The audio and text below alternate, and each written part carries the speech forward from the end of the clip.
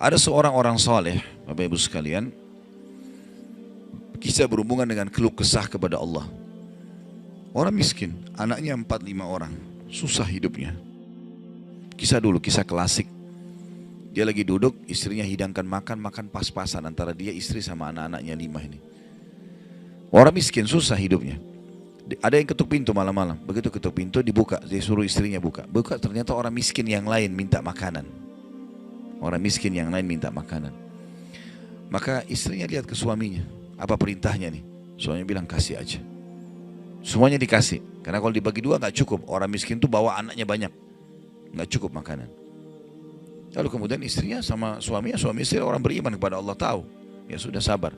Tapi subhanallah, beberapa saat kemudian, kalau kita beberapa jam kemudian lah, menjelang malam hari, lebih gelap ya, sudah mulai masuk pertengahan malam, jam 12 malam, mereka kelaparan semua. Istrinya bilang, anak-anaknya nangis, saya lapar, kamu juga lapar, anak-anak lapar, bagaimana? Kata suaminya, tenanglah, saya akan coba cari jalan keluar, minta kepada Allah. Istrinya nggak paham suaminya mau kemana.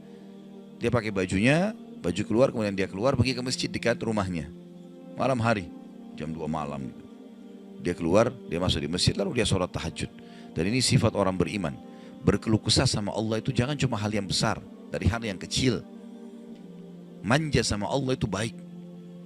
Ngeluh terus, minta terus sama Allah. Allah suka hambanya yang tamak dengan rahmat Allah.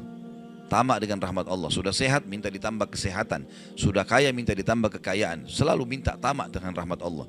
Dan sudah pernah saya bilang, meminta sesuatu agar nikmat ditambah atau bertahan, itu adalah pahala lebih besar daripada kalau cobaan sudah datang baru kita minta diangkat cobaan tersebut. Kita sehat, minta agar Allah pertahankan kesehatan, itu lebih besar pahalanya dibandingkan nanti sakit baru minta disembuhkan. Jadi tamak dengan rahmat Allah itu penting. Kalau bahasa saya sebenarnya bermanja-manja sama Allah. Selalu ya Allah bantu, ya Allah tolong, ya Allah mudahkan, ya Allah terus hidupnya. Kalimatnya selalu begitu. Orang ini masuk ke dalam masjid, dia sholat malam lalu dia minta sama Allah, doanya begitu, ya Allah engkau tahu aku kelaparan dengan istriku dan anakku malam ini, maka berilah kami makan. Minta makan sama Allah ya. Maka yang terjadi dalam kisah ini dikatakan ada seorang raja, pemimpin wilayah itu, sudah 1 minggu mau taubat. Sudah seminggu mau taubat. Dia tidak tahu harus kemana. Pada malam itu, di mana orang soleh yang miskin ini sedang ibadah minta tolong kepada Allah dikasih makan, raja ini gelisah. Dia keluar lalu dia bawa 1 kantong uang emasnya. Dia bawa juga sekantong makanan yang terbaik yang dia punya di istananya.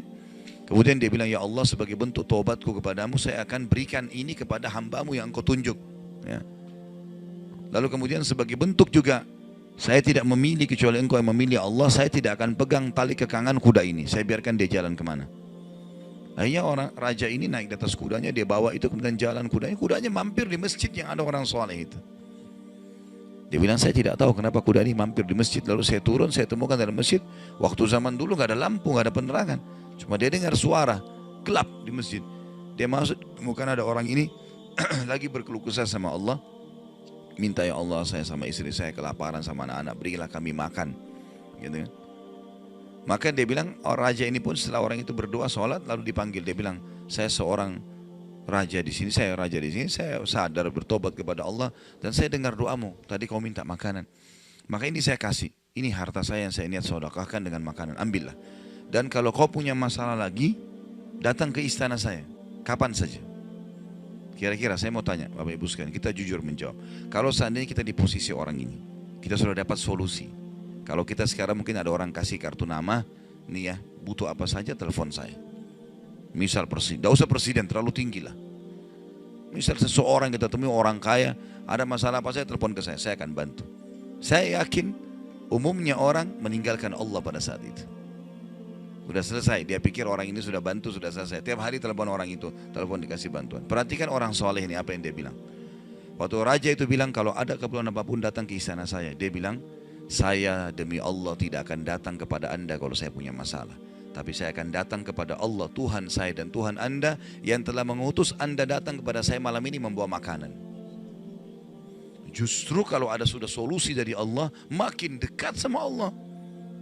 Jangan sudah dikasih lupa ini. Ini poin penting bagaimana kita jaga berkeluh kesah kepada Allah. Jadi jangan berpikir Bapak Ibu sekalian, masa sih saya bisa sembuh hanya karena saya sujud? Masa sih saya bisa mendapatkan keturunan hanya karena saya sujud? Ini kesalahan ini. Justru harus kita fahami kalau itu bisa. Dan Allah punya cara. Setiap jawaban Allah kalau datang itu sesuai dengan sistem atau sunnatullah yang telah Allah ciptakan di alam kita ini. Misal saya berkeluh kesah, ya Allah sendal saya putus, gantikanlah. Sahabat begitu ya, para sahabat Nabi itu kalau sendalnya putus, ya Allah sendal saya putus, gantikanlah. Allah nggak lemparin sendal dari langit, nggak mungkin. Tapi apa yang terjadi? Allah gerakkan sesuai dengan sistem yang ada. Allah buat ada orang lain melihat kita kasihan dikasih sendal, atau dia dapat duit dia bisa beli sendal. Jawabannya Allah begitu, dalam bentuk sinyal datangnya. Jadi harus peka menangkap itu. Kemudian selanjutnya, tentu juga yang ini tadi contoh kisah orang yang berkeluh kesah kalau berhubungan dengan cobaan dari Allah ya.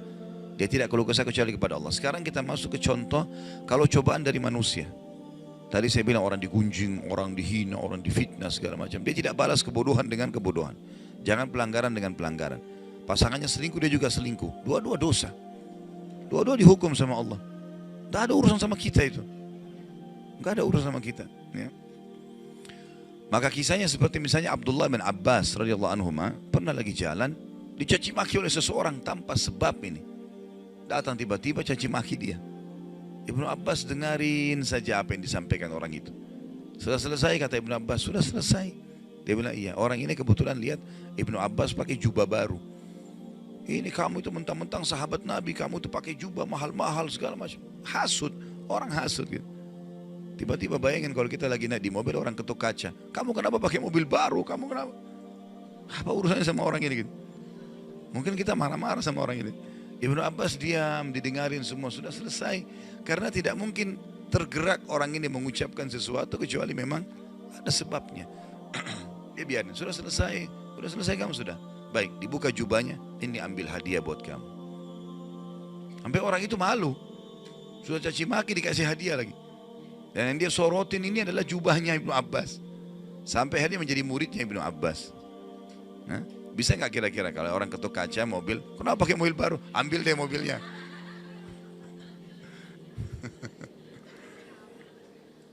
Baik, kisah yang lain, Ali bin Husain radhiyallahu anhu. Ini cucu Nabi SAW, anaknya Husain.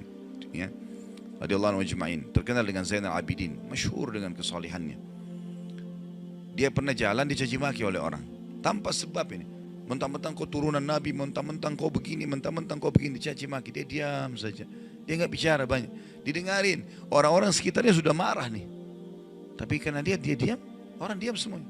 Sampai udah selesai dia bilang, wahai saudaraku, kalau seandainya kamu tahu lebih banyak tentang aku, mungkin kau akan lebih banyak cerita tentang keburukan.